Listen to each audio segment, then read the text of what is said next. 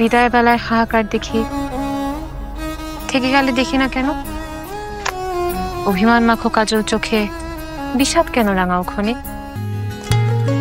Hello জাজেস, আমি আজ সুপ্রভা মজুমদার। আমাকে ভীষণ সুন্দর লাগছে, সো তোমার কাজটাও কি সুন্দর হবে? Let's hope so. Alright, let's see your work. না না না, তাহলে আমার একটা প্রশ্ন আছে। আজ তুমি কি? সুপ্রভা মজুমদার। সুপ্রভা মজুমদার। তাহলে সময়কাল যদি আমরা ধরি, কোন সময় থেকে নেমে এলো? 1800 শতকের 90 দশক থেকে। 1800 শতকের 90 দশক থেকে, তার মানে 1890। জি আচ্ছা, অলরাইট, উইথ ইওর পারমিশন আমরা ওর কাজটা দেখে ফেলি। নিশ্চয়ই নিশ্চয়ই। প্লিজ।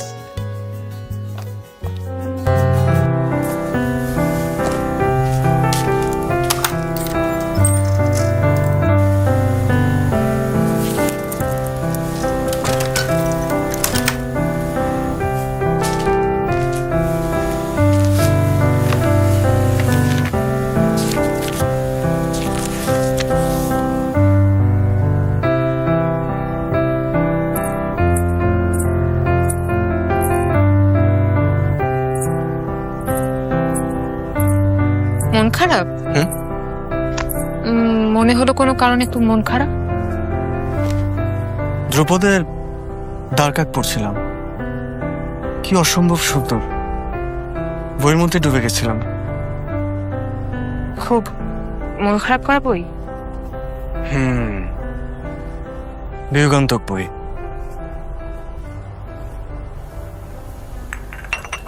গল্পের নায়িকা সুনেত্রীর বিয়ে হলো এক রাজ পরিবারে, কিন্তু সুনেত্রী ভালোবাসতো কবি জালালকে। তারপর তাদের 12 বছর পর দেখা। জালাল সুনেত্রীকে কি বললো জানেন? বিদায় বেলায় চেয়ে থাকি অপলক চোখে, কাছে এলে কি যেন ছিল।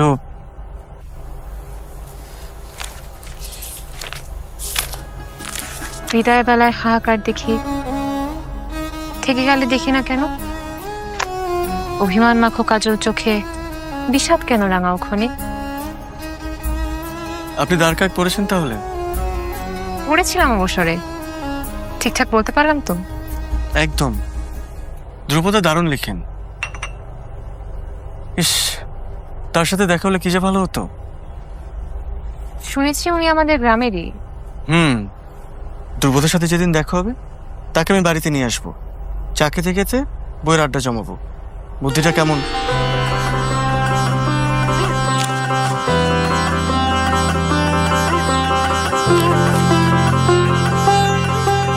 শুনেছেন, কাল সাহিত্য সভায় প্রথমবারের মতো ধ্রুপদ হাজির হবেন, নতুন পাণ্ডুলিপি পাঠ করবেন।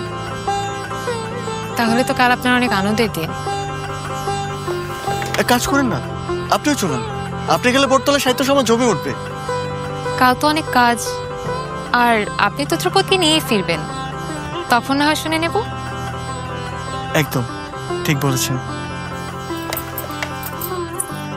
চা দেবো? হুম। দিচ্ছি।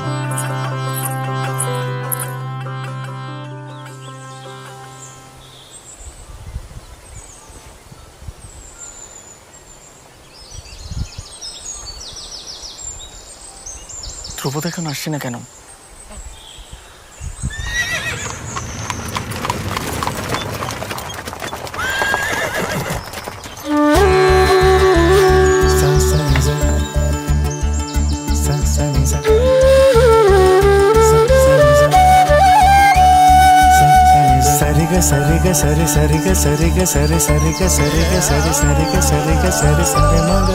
প্রভাত মাবানি পামাগা মাবানি পামাগা রে মাবানি পামা রে পামাগা রে পামাগা।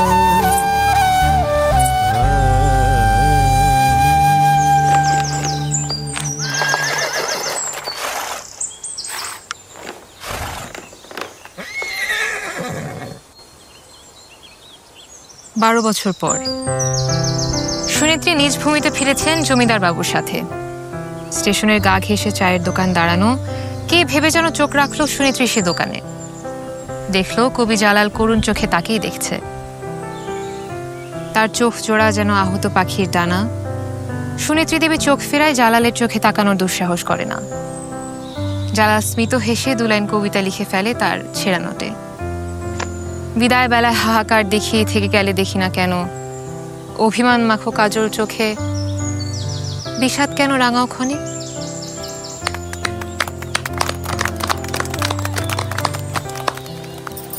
আমি সুপ্রভা মজুমদার, আপনাদের প্রিয় ধ্রুপদ। ভেবেছিলাম লেখক হিসেবে ধ্রুপদের আড়ালেই রয়ে যাব, কিন্তু আপনাদের ভালোবাসা দেখে আজ সাহস করে সামনে এলাম লেখিকা হিসেবে আত্মপ্রকাশ করতে।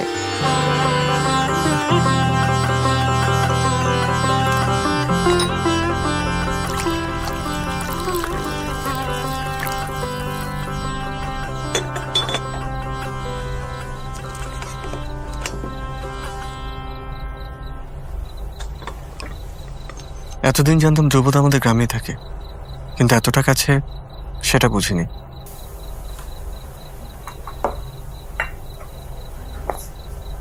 একটা অটোগ্রাফ হবে?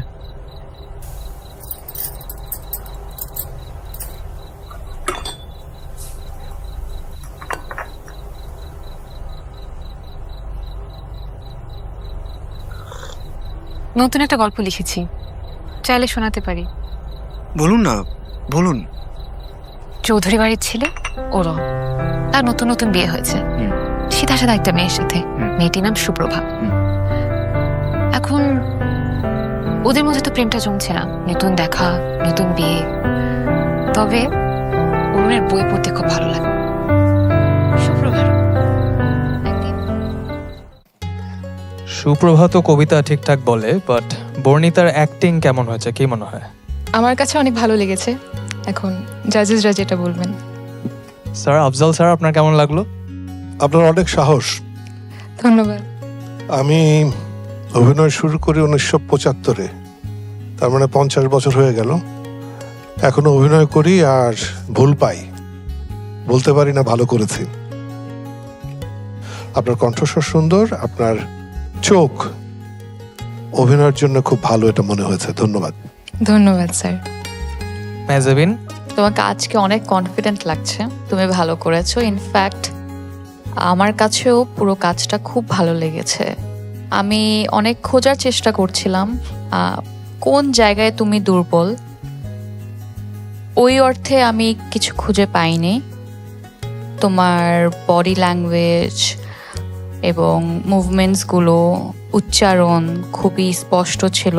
তোমার চোখের মধ্যে এক ধরনের স্টেবিলিটি পাওয়া গেছে। তোমার কোনো এক্সপ্রেশনই অনেক ওভার দ্য টপ মনে হয়নি, এটাও আমার খুব ভালো লেগেছে। অ্যান্ড তোমাকে খুব সুন্দরভাবে মানিয়ে গেছে। তুমি আমাকে একটু বলবে তোমার, তুমি তো একদম ডিরেক্ট একটা কো অ্যাক্টর পেয়েছো, জি ম্যাম। তো পার্থ শেখের সাথে কাজ করে তোমার কেমন লেগেছে? এবং সেটে তুমি কোন জায়গাটাতে মনে করছিলে আমি যদি এই জায়গায় আরেকটু সাপোর্ট পেতাম হয়তো বা আরো ভালো করতে পারতাম? উনি অনেক বেশি সাপোর্টিভ ছিলেন, এই জন্য আমি পার্থ শেখ ভাইয়ের কাছে অনেক বেশি থ্যাঙ্কফুল। উনি ছাড়া আসলে আমি যতটুকু করতে পেরেছি ততটুকু হয়তো পারতাম না। আর ওভারঅল সেটের মুড, সেটের সব কিছু আমাদের ডিরেক্টর জাহিদ প্রীতম ভাইয়ার কাছে আমি অনেক বেশি কৃতজ্ঞ। কোনো কিছুতেই একটু মনে হয়নি যে আরেকটু বেশি থাকলে হয়তো আমি পারতাম। আমার যতটুকু পেরেছি আমি দিয়েছি, তবে ওনারা সব কিছু দিয়ে চেষ্টা করেছেন। Okay, best of luck. Thank you ma'am. জয়াপা, আপনার কেমন লাগলো? খুব ভালো করেছো। Thank you ma'am. তোমার ভেতরে যে স্থিরতা, এই চরিত্রের জন্য, মানে এই চরিত্রকে তুমি কমপ্লিমেন্ট করেছো, চরিত্রটা তোমাকে কমপ্লিমেন্ট করেছে, দুটোই। এবং আমার সবচেয়ে ভালো লেগেছে পিরিয়ড পিস কাজ বলে বা রবীন্দ্র ঠাকুরের সময়ের বা ওই সময়কার কাজ বলে টেনে টেনে বাংলা বলা বা একটা ধাঁচ নিয়ে আসা, সেটা নেই, সেটা তুমি রাখোনি। এটা খুব আধুনিক অভিনয়ের একটা জায়গা আমার মনে হয়। খুব স্বাভাবিকভাবে তুমি কঠিন কঠিন কথাগুলো বলেছো, বলবার সময় তুমি চোখ মুখ পাকাওনি। আমরা বেশিরভাগ ক্ষেত্রে এটাই করি, আমিও করেছি মাঝে মধ্যে। হ্যাঁ, চোখ মুখ পাকিয়ে কথা বলা, গলা কাঁপিয়ে কথা বলা, সেগুলো তুমি করনি। খুব সাবলীল ছিলে, খুব ভালো। আমার খুব ভালো লেগেছে। সেট, অ্যাম্বিয়েন্স এগুলো তোমাকে নিশ্চয়ই সাহায্য করেছে, সব ঠিক আছে। কিন্তু একজন পরিপক্ক আর্টিস্টের সঙ্গে চোখে চোখ রেখে কনফিডেন্টলি লাইন্সগুলো ঠিক করে বলে যাওয়া এবং একটা সময়ের ভেতরে সে পারফরমেন্সটা দেয়া, সেটা অনেক বড় ব্যাপার। তুমি খুব ভালো করেছো, thank you ma'am, thank you. Before we move on to Raihan Rafi, you are very emotional, কেন? আসলে অভিনয়ের জায়গাটা আমার অনেক ভালোবাসার একটা জায়গা।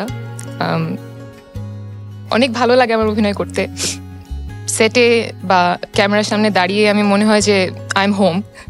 সো সেই জায়গা থেকে আমার অভিনয়টা আমার প্রিয় অনেকজন মানুষ একসাথে দেখছেন, সেটা আমার কাছে অনেক বড় একটা honour. So I am very glad. Yes, it is a wonderful opportunity. Rafi ভাই, কেমন লাগলো? খুব ভালো, মনটা ভালো হয়ে গেছে তোমার কন্টেন্টটা দেখে, তোমার অভিনয় দেখে। তুমি যেভাবে করে কান্না করে দিলে, ইমোশনাল হয়ে গেলে এবং বললা যে অভিনয়টা তুমি অনেক ভালোবাসো, এইটা যদি তুমি মনের মধ্যে রাখতে পারো এবং এটা যদি তোমার থাকে, তুমি অনেক বড় হবা বলে মনে হয় আমার কাছে। Thank you sir, thank you. Mimi আপা, আপনার কেমন লাগলো? ওকে কনফিডেন্ট মনে হয়েছে? তুমি খুব খুশি হয়েছো যে জাহিদ প্রীতম ভাই টিম তোমাকে সবকিছু করে দিয়েছে, ফাইন। এই যে আমার পাশে বসে আছেন রায়হান রাফি, হয়তো কখনো তার সাথে আমার কাজ করা হবে, তার টিম হয়তো আমাকে অনেক কিছু করে দেবেন, কিন্তু আমার দায়িত্বটা কিন্তু আমাকে করতে হবে, নাহলে কিন্তু উনি আমাকে একটু ছাড় দেবেন না। আমি সবসময় বলি যে গল্পের একটা ভূগোল এবং ইতিহাস থাকে, এবং চরিত্রেরও একটা ভূগোল এবং ইতিহাস থাকে। তো চরিত্রের ভূগোল এবং ইতিহাস কেবলমাত্র কিন্তু আমাদের মানে কস্টিউমসে, জামা কাপড়, শাড়ি, গয়না, চুল, সাজগোজে থাকতে পারে না। সেই পার্সপেক্টিভটা বোঝাটা খুব দরকার। জয়া খুব সুন্দর বলেছেন একটা কথা, যে তোমার কথা অনেক সাবলীল ছিল, তুমি জোর করে আরোপ করনি। কিন্তু এখানে আবার আমি একটা উল্টো কথাও বলতে চাই, তোমার উচ্চারণ কখনোই সুন্দর প্রমিত বাংলা, যেটা আদি বাংলা ছিল, সেটা হয়নি। তো একটু সেখানে হয়তো বা আমাদের দরকার ছিল। আমরা এখনকার বা আধুনিক বাংলাতে যখন কথা বলি, প্রমিত বাংলাতে আমাদের একটু এলোমেলো হয়ে যায়। তো তুমি যেহেতু খুব মনোযোগ দিয়ে কাজ করতে এসেছো এবং আমি জানি তুমি অনেকটা পথ পাড়ি দেবে, এরপর যখন তোমাকে আমি কোথাও দেখব কোনো একটি চরিত্রে, আমি যেন তোমায় ফোন করে বলতে পারি, Barnita, you did wonderful. Study করতে হবে, কারণ পিরিয়ডিক ক্যারেক্টার ভীষণ কঠিন। সরি সৌমিক, আমি একটু বেশি সময় অফ নিই। Course. Thank you. Thank you so much. Thank you Barnita, তোমার সুপ্রভার ক্যারেক্টার প্রতি আই হোপ তুমি নেক্সট টাইম ফিউচারে আরো জাস্টিস করতে পারবে। Thank you so much. Thank you জাজেস। আফসানা মিমি ম্যাম আমার অনেক প্রিয় একজন মানুষ। আমাকে যদি কেউ কখনো জিজ্ঞেস করে তোমার প্রিয় অ্যাক্ট্রেস কি, আমি ওনার নামই বলবো। মানুষ হিসেবে ওনাকে অনেক ভালোবাসি। আপনি কি আপনার কাজটাকে ভালোবাসতে পারছেন, বা এই কাজটা নিয়ে কি আপনার কোনো স্বপ্ন আছে যে আপনি কোথাও পৌঁছাতে চান?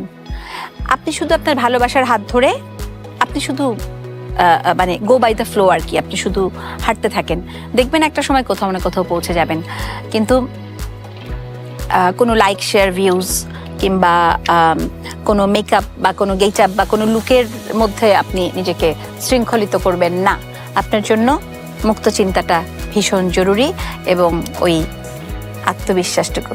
Definitely she is improving, but আরেকটু ইমপ্রুভমেন্ট যদি হয় তাহলে she can go very far, because ওর মধ্যে খুব ন্যাচারাল সাটল এক্সপ্রেশন দেওয়ার ওই ব্যাপারটা আছে। পুরো প্যাকেজে যদি আমরা ভাবি, বর্ণিতা ভেরি গুড, এবং ও আজকের পারফরমেন্স মানে আমাদের অভিনয় জায়গাটা খুবই ভালো করেছে।